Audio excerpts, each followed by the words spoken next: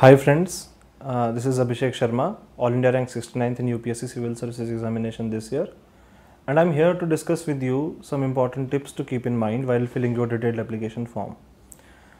The DAF plays a very important role which determines the course of action of your personality test. DAF ही वो document होता है जो जब आपका personality test या इंटरव्यू होता है तो जो आपके बोर्ड पैनल के मेंबर्स होते हैं उनके पास जो डॉक्यूमेंट है वो DAF होता है। तो इसलिए जो भी चीज़ आप डैफ में भरते हैं वो उन्हें पता रहता है और आपका पूरा इंटरव्यू उसके हिसाब से ही चलता है। इसलिए डैफ को भरते वक्त कुछ चीज़ें हमको ध्यान में रखनी चाहिए और वही चीज़ें मैं आपको बताना चाहता हूँ। जब अपना डैफ फिल कर रहे होंगे उसमें कुछ इम्पॉर्टेंट कॉलम्स होते हैं। सबसे पहले आपको अपना डेट ऑफ बर्थ, एड्रेस, अपना पर्सनल डिटेल्स, ठीक है, फैमिली की डिटेल्स भरनी होती हैं जो आपको पता है। आपको अपना ऑप्शनल सब्जेक्ट क्या है वो भरना है।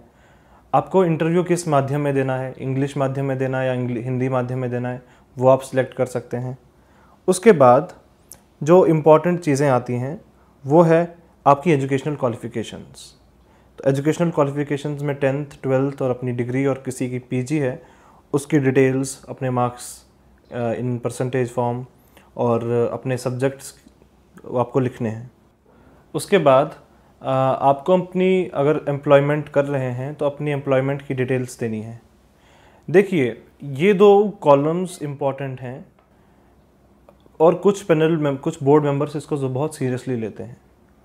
फॉर एग्ज़ाम्पल आपने किसी भी सब्जेक्ट में डिग्री ले रखी है या पीजी कर रखी है तो इंटरव्यू के जो बोर्ड के मेंबर्स होंगे दे विल एक्सपेक्ट कि you know a lot of things from these areas, so you have to prepare according to these things. And if you are employed in some department or in some organization, then you are expected to know things about these, your organization, your field of work. So you have to be prepared according to that, and you have to fill up the details honestly. Okay, so you cannot आप employment कहीं कर रहे हैं तो आप उसको छुपा नहीं सकते, आपको वो बताना पड़ेगा। तो these things you have to keep in mind. उसके बाद आपको आपका जो आपकी पर्सनैलिटी के बारे में आपको लिखना है। और वो कैसे लिखना है, वहाँ पे आपको लिखा होगा कि योर हॉबीज़, करिकुलर एक्टिविटीज़ या एरियाज़ ऑफ इंटरेस्ट। तो वो बहुत अलग अलग चीज़ें हैं। इंटरेस्ट यानी किसी भी चीज़ में आपकी रुचि, और जब आपकी किसी चीज़ में रुचि और उसमें आपकी इन्वॉल्वमेंट ज़्यादा होती है तो तब जाके वो एक सीरियस हॉबी बनती है। तो आपको ये चीज़ें भी दिमाग में रखनी है कि क्या चीज़ें मैं इसमें भरूं और क्या चीज़ें नहीं भरूं। कुछ लोगों को ऐसा होता है, उनको लगता है कि मेरी कोई हॉबी ही नहीं है और इसको खाली छोड़ना, फिर वो सोचते हैं कि अगर मैं खाली छोड़ूंगा तो इम्प्रेशन क्या जाएगा। तो देखिए हर किसी का कुछ ना कुछ इंटरेस्ट होता है। किसी को स्पोर्ट्स में इंटरेस्ट होगा, किसी को मूवी देखने में इंटरेस्ट होगा, किसी को गाने सुनने में होगा। तो आप कोई भी एक इंटरेस्ट वैसा देखें जिसमें आपको जिसके बारे में आप जान सको, उसके बारे में और डिटेल्स आप पढ़ सको, और जो सच में आपका इंटरेस्ट है वो चीज़ें आप इसमें लिखें। और नंबर 2 चीज़ ये रखनी है कि आप जब भी अपनी हॉबी फिलअप कर रहे हों उसमें बहुत स्पेसिफिक होइए, काफ़ी जनरल वे में ना लिखें। फॉर एग्ज़ाम्पल अगर आपकी हॉबी गाना सुनना है तो आप सिर्फ लिसनिंग टू म्यूज़िक ना लिखें, आप उसमें ये भी दिखाएं कि कौन से जनर का म्यूज़िक आप सुनते हैं। तो क्या आप हिंदी म्यूज़िक सुनते हैं, हिंदी गाने सुनते हैं, अंग्रेज़ी गाने सुनते हैं, पॉप सुनते हैं या क्लासिकल गाने सुनते हैं, सूफ़ी गाने सुनते हैं, वो आप पहले ही लिख लीजिए। फॉर एग्ज़ाम्पल आप लिख सकते हैं लिसनिंग टू सूफ़ी म्यूज़िक या लिसनिंग टू बॉलीवुड म्यूज़िक। उसके बाद जब आप ऐसा भरेंगे तो आपके जो क्वेश्चंस होंगे वो ज़्यादा स्पेसिफिक होंगे और उसके बारे में आप ज़्यादा अच्छे से आंसर कर सकते हैं। लेकिन अगर मान लीजिए आपने लिखा है लिसनिंग टू म्यूज़िक और आप इंग्लिश गाने नहीं सुनते या आप क्लासिकल गाने नहीं सुनते, और बोर्ड का कोई मेंबर है जिसको क्लासिकल म्यूज़िक में बहुत इंटरेस्ट है, वो तो यही पूछेगा कि क्लासिकल म्यूज़िक के बारे में बताएं, और आप क्लासिकल म्यूज़िक के बारे में कुछ नहीं जानते, तो वहाँ पे एक प्रॉब्लम क्रिएट हो जाती है। इसलिए जब भी आप अपनी हॉबीज़ भर रहे हों काफ़ी स्पेसिफिकली उनको भरें। इसी तरह से फॉर एग्ज़ाम्पल आपकी हॉबी है पेंटिंग और आप वाटर कलर की पेंटिंग करते हैं, ठीक है, लेकिन आप जब इंटरव्यू में जाते हैं तो जो इंटरव्यू के पैनल्स हैं, मान लो किसी की हॉबी है ऑयल कलर पेंटिंग, ठीक है, ऑयल पेंटिंग, वो आपको ऑयल पेंटिंग की डिटेल्स पूछेंगे। वो आपको ऑयल पेंटिंग के बारे में बताइए। वहाँ पे आप अगर कहें सर मेरी हॉबी वाटर कलर पेंटिंग थी, तो वहाँ पे उनको ये लगेगा कि अगर इसको पता है मेरी वाटर कलर पेंटिंग है तो पहले क्यों नहीं भरा। तो this situation should not arise, ये परिस्थिति वहाँ पे नहीं आनी चाहिए। इसलिए पहले ही अपनी हॉबीज़ को बहुत स्पेसिफिकली फिलअप करें। उसके बाद आपके आएंगे कुछ अवार्ड्स, कुछ आपके अगर आप एनसीसी में पार्टिसिपेट किए हैं वो लिखिए, कहीं आपने टीम का कुछ हेड किया है वो लिखिए। तो इसमें हम छोटे मोटे अवार्ड्स हैं वो नहीं लिखने हैं, कुछ अच्छे से अवार्ड्स। फॉर एग्जांपल आपने क्लास में टॉप किया, वो एक कोई ख़ास अवार्ड नहीं है, या छोटे से अवार्ड हैं वो आप कम से कम कुछ लेवल का, अगर स्टेट लेवल का या नेशनल लेवल का है या बहुत ज़्यादा डिस्ट्रिक्ट लेवल पे आपने पार्टिसिपेट किया है, तब जाके आप उस चीज़ को लिखें। और तीसरी चीज़ ये है कि हम कितनी हॉबीज़ भरें। तो बहुत ज़्यादा हॉबीज़ भरना एक अच्छी, मेरे हिसाब से एक अच्छी, क्योंकि मैंने ये देखा है इस एग्ज़ाम में, क्योंकि मैंने इस एग्ज़ाम में 3 इंटरव्यूज़ दिए हैं और तीनों बार मैंने अपने जो स्कोर्स है उसको इम्प्रूव किया है। मेरे फर्स्ट अटैम्प्ट में 137 मार्क्स थे, सेकंड टाइम मेरे 151 मार्क्स थे और इस टाइम मेरे 190 मार्क्स हैं। और इंटरव्यू के मार्क्स लाना बहुत आसान काम नहीं है, और इंटरव्यू के मार्क्स बहुत ज़्यादा चीज़ें डिसाइड करता है। आप लिस्ट में आएंगे कि नहीं आएंगे, आपकी रैंक क्या होगी, आपको कौन सी सर्विस अलॉट होगी, तो ये सब चीज़ें इंटरव्यू पे डिपेंड करती हैं। क्योंकि मेंस तो बहुत सारे लोग क्लियर करते हैं, लेकिन अल्टीमेटली जो आपको सर्विस देगा वो आपका इंटरव्यू के मार्क्स के ऐड करके मिलेगा। तो इंटरव्यू को कभी भी लाइटली ना लें, इंटरव्यू को सीरियसली लें, और इंटरव्यू में जो चीज़ रिक्वायर्ड है वो आप उसको वैसे ही समझें।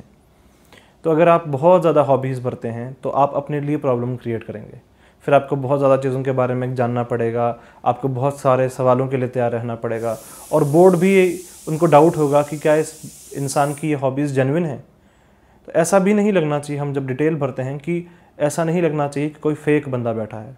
यू शुड जेन्युइनली, आपको जेन्युइनली वो चीज़ें भरनी हैं, और वो चीज़ें जो आपने सच में की हुई हैं वो आप ज़रूर भरें, उनमें कोई डर नहीं। तो काफ़ी ऑनेस्टी के साथ आपको अपना डैफ भरना है। और जब आप डैफ भरते हैं उसमें आपकी पर्सनैलिटी के बारे में आधा तो वहीं से क्लियर हो जाता है। उसके बाद कुछ चीज़ें होती हैं जो हमारी सर्विस और हमारा काडर के लिए होती हैं। तो सर्विस आप पहले तो देखें कि सर्विस, कौन सी सर्विस में क्या क्या डोमेन है, उनका काम करने का क्या पर्पज़ है, और उसमें प्रोग्रेशन कैसी है।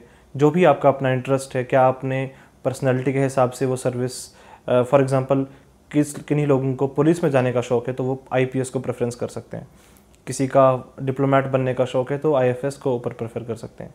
तो ये चीज़ें आपको पहले ही पता होनी चाहिए कि मेरा एरिया ऑफ इंटरेस्ट किस में, और इस जो सर्विस है उसका काम क्या है, उस हिसाब से सर्विस को प्रेफरेंस दें। और मैं रिक्वेस्ट करूँगा अपने फेलो एस्पिरेंट्स से कि अपने सीनियर्स को कंसल्ट करें, या कोई इंसान जो सर्विस में है, जिसने सर्विस में कुछ टाइम गुजारा है, उनसे पूछें। नंबर 1। नंबर 2 आ गया काडर के बेस पे। अभी रिसेंटली लास्ट ईयर ही काडर पॉलिसी चेंज हुई है, तो उसमें पूरे देश को 5 जोन्स में डिवाइड किया गया है। तो आपको समझना पड़ेगा कि कैसे ये काडर पॉलिसी में कैसे प्रेफरेंसेस अलॉट होनी है। तो फॉर एग्जांपल अगर आपने 5 जोन्स में जोन 1 को फर्स्ट प्रेफरेंस दी है, जोन 2 को सेकंड प्रेफरेंस दी है, जोन 3 को थर्ड प्रेफरेंस दी है, और इसी तरह 4 और 5 को फोर्थ और फिफ्थ प्रेफरेंस दी है। और उसके अंदर जो आपने स्टेट्स की प्रेफरेंस दी हैं एक एक जोन के अंदर, तो क्या होगा कि पहले आपको जिसकी आपने फर्स्ट प्रेफरेंस दी है उसकी स्टेट का आपको प्रेफरेंस मिलेगी। अगर आप उसमें वैकेंसी नहीं है तो आपको नेक्स्ट प्रेफरेंस मिलेगी। इसी तरह से पूरा साइक्लिकल प्रोसेस चलता जाएगा। लेकिन अगर आपने कोई जोन फिलअप नहीं किया, अगर आपने कोई प्रेफरेंस दी ही नहीं, तो आपकी प्रेफरेंस पूछी ही नहीं जाएगी। आपको उसी की जो रिमेनिंग सीट्स होंगी, रिमेनिंग वैकेंसीज़ होंगी, उनके हिसाब से आपको काडर मिलेगा। तो मैं ये आपसे सजेस्ट करूँगा कि प्लीज़ अपने सीनियर्स को कंसल्ट करें, जो सर्विस में उनको कंसल्ट करें। ये देखें कि आपके हिसाब से कौन सी स्टेट का क्या क्या, किस स्टेट को ऊपर रखना चाहिए, किस स्टेट को प्रेफर करना चाहिए, और कुछ अपनी भी आपकी प्रेफरेंसेस होंगी। उस सब को बेसिस को देखते हुए आप काडर प्रेफरेंसेस फिलअप करें। कमिंग टू द लास्ट, जब आप पूरा डैफ भरते हैं तो लास्ट पे एक समरी शीट आती है। तो जिस हिसाब से आपने डैफ फिलअप किया है उसका समरी एक समरी शीट में आ जाती है। तो उस समरी शीट को देखें कि उस समरी शीट के अंदर, क्योंकि कभी कभी ऐसा होता है कि बोर्ड का जो चेयरमैन होता है उनके पास पूरा डैफ होता है और जो पैनल के बाकी मेंबर्स होते हैं उनके पास सिर्फ समरी शीट होती है, और समरी शीट में आपके सर्विसेज और आपके कार्डर का उसमें डिटेल नहीं रहती। तो इसलिए आप खासकर अपनी पर्सनल जो इन्फॉर्मेशन है, आपकी हॉबीज़, आपका एजुकेशनल बैकग्राउंड, एम्प्लॉयमेंट और इंटरेस्ट्स, आपके कोई मेडल्स मिला है, ये सब चीज़ों को ज़्यादा फोकस में रखें। क्योंकि मुझे लगता है कि कहीं ना कहीं अगर इंटरव्यू की बात करें तो मोस्ट ऑफ द इंटरव्यू वो उसी के बेसिस पे पूछा जाता है।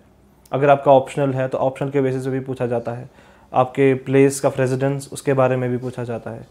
तो अभी तो आपका काम होगा कि डैफ को फिलअप करना और इसको अच्छे से सोच समझ के फिलअप कीजिए। उसके बाद आप मेंस के पढ़ाई कीजिए, ज़्यादा टेंशन ना लीजिए। जब मेंस क्लियर हो जाएगा तो आपने जो डैफ भरा होगा उसकी कॉपी आपने सेव करनी है, उस कॉपी का प्रिंट आउट निकाल के उसके बारे में इंफॉर्मेशन गेन कीजिए। कि मान लो अपने होम टाउन के बारे में आपको पढ़ना है, स्टेट के बारे में पढ़ना है, तो थोड़ा बहुत आप इंफॉर्मेशन उसके रिगार्डिंग भी आप गेन कीजिए। And after that you will be well prepared to go into the interview. तो ये मेरा थर्ड अटेम्प्ट था जिसमें मैं सक्सेसफुल हुआ। इससे पहले मैंने 2 अटेम्प्ट पहले भी दे चुका था, और सेकेंड अटेम्प्ट जो ये इंटरव्यू का जो फेज़ था, मुझे सबसे ज़्यादा डर इसी से लगता था, क्योंकि मेंस हर बार क्लियर हो जाता था, इंटरव्यू में मार्क्स कम आते थे। तो इसलिए मुझे लगता है कि इंटरव्यू में, अगर जैसे मैं हिंदी बैकग्राउंड से आया था, मेरी स्कूलिंग हिंदी से हुई थी, तो मुझे ये डर था कि कहीं मुझे इंग्लिश दूसरों से कम आती है। इसको इम्प्रूव करने के लिए मैंने अखबार रोज़ पढ़ा, ज़ोर ज़ोर से पढ़ता था और बोलने पे फोकस किया, और अपनी जो गलतियाँ थी उनको ध्यान में रख के उन पे काम किया। एक तो ये हो गया। दूसरा, जब हम डैफ भरते हैं और उसके बाद जो उस टाइम हम क्या क्या चीज़ें कैसे भर रहे हैं, तो मेरी ये रिक्वेस्ट रहेगी आप बहुत ही ऑनेस्टली इन चीज़ों को भरें। कभी भी चीज़ों को एग्जैजरेट करके या फेक करने की कोशिश ना करें। क्योंकि अगर मान लो किसी की हॉबी कुछ नहीं है और उसने कुछ हॉबी लिख दी और इंटरव्यू में पूछा जा रहा है, तो आप वहाँ पे आप उसको अच्छे से जस्टिफाई नहीं कर पाएंगे। और दूसरी बात ये, मान लो आपकी हॉबी है और आप उस जेन्युइनली आपकी हॉबी है, लेकिन आपकी अटैचमेंट उस चीज़ से इतनी ज़्यादा नहीं है और आप उसको भर रहे हैं, तो देन अगर इंटरव्यू में उससे पूछा जाता है तो आप उसमें बता सकते हैं कि सर मैं इस चीज़ को सिर्फ इतने लेवल तक जानता हूँ, मुझे इसके बारे में ज़्यादा पता नहीं है। तो you come across as a person जिसने जो झूठा नहीं है। ठीक है, आप मार्क्स के लिए झूठ नहीं बोलते। तो ये चीज़ें आपको ध्यान में रखनी है। आपको जो आपकी असली पर्सनैलिटी है वही दिखानी है। जैसे कि मैं फर्स्ट अटेम्प्ट में मैंने काफ़ी ज़्यादा हॉबीज़ भरी थी, क्योंकि मुझे बहुत चीज़ों में इंटरेस्ट थे, और मुझे ये क्लियर डिफरेंस इतना पता नहीं था कि हॉबी और इंटरेस्ट में। तो मैंने बहुत ज़्यादा चीज़ें भरी हुई थी। जब मेरे से सवाल पूछे जा रहे थे तो उन चीज़ के रिगार्डिंग तो मुझे लग रहा था कि तो मैं उसको काफ़ी समझ नहीं पाया उस लेवल तक, और वहाँ पे मेरा कॉन्फिडेंस लूज़ हो गया। सेकेंड अटेम्प्ट में same thing happened, but at the same time आपको जो भी पूछा जाएगा, आपको ऐसा नहीं करना है आप हर चीज़ को जस्टिफाई कर रहे हैं। फॉर एग्जांपल, आपकी कोई एजुकेशन, आपने ग्रेजुएशन इंजीनियरिंग क्यों किया, तो उसका आपके पास एक आंसर, ऑनेस्ट आंसर होना चाहिए। हर चीज़ का आपके पास ऑनेस्ट आंसर होना चाहिए। तो ऑनेस्ट आंसर वही होता है जो आप रियलिटी में आपका आंसर हो। तो आपको वो फेक करने की कोशिश नहीं करनी है। और इसके साथ साथ जो इंटरव्यू में सवाल पूछे जाते हैं उनको आपको बिल्कुल क्रिस्प वे में जो पूछा जा रहा है सिर्फ उसी चीज़ को एड्रेस करना है। और जब तक आपसे आपका ओपिनियन ना मांगा जाए तब तक आपको ओपिनियन नहीं देना है। तो ये कुछ मेन चीज़ें हैं इंटरव्यू के बारे में, जो बार बार इंटरव्यू में जिनके कम मार्क्स आ रहे हैं, तो वो प्लीज़ इन चीज़ों का भी ध्यान में रखें। And thank you Delhi knowledge track for providing me this platform where I can interact with my fellow students and fellow aspirants. And I hope all the best to all of you. If you like this video, please like, share and subscribe. Thank you.